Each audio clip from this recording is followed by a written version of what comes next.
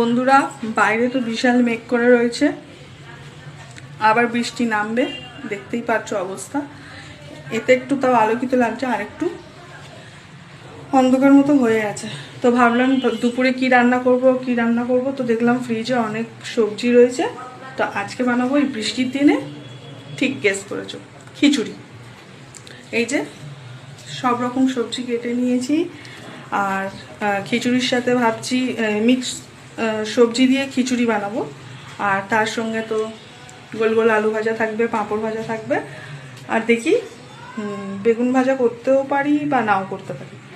এই হচ্ছে আজকের আইটেম। সব ঠিক আছে, সব জোগাড়জাতি সব কিছু করে নিলাম।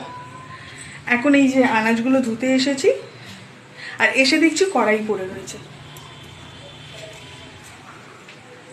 আর মুডই নেই আমার। সব থেকে জঘন্যতম কাজ হচ্ছে এই বাসন মাজা, আমার একদম পছন্দ না। মানে কি বলবো, মনে হচ্ছে সব রেখে দিয়ে গিয়ে শুয়ে শুয়ে ফোন দেখি, আর আমার ইচ্ছে হচ্ছে না রান্না করতে। আমার কপালটা এমন না, কি বলবো।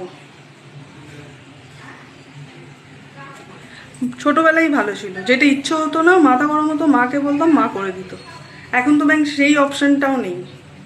এখন আমাকে গিয়ে এই বাসনগুলো ধুতে হবে, তারপরে খিচুড়ি বসাবো। বরটাও বাড়িতে নেই যে তার উপর মাথা গরমটা তুলবো, ছেলেটাও নেই, নাহলে ওর ওপরেও মাথা গরমটা একটু তুলতাম। কি বলবো, সব মেয়েদের এই চলছে, ভালো লাগে না। তাহলে বন্ধুরা যাই, গিয়ে বাসনটা ধুই, তারপরে পরের আপডেটটা দিচ্ছি। মাথাটা প্রচণ্ড গরম হয়ে রয়েছে কড়াইটা দেখে। এরকম যদি হতো, খাওয়া দাওয়া করতাম আর কড়াই মড়াই সব নিয়ে ইউজ অ্যান্ড থ্রো হয়ে যেত, ভালো হতো। এখন এক গাদা বাসন ধো, ইচ্ছেই হচ্ছে না বাসন মাজতে, মাজবই না। ব্যাঙি ম্যাজিকের মতন যদি হয়ে যেত কাজগুলো, এখানেই দাঁড়িয়ে থাকবো, বৃষ্টি দেখবো।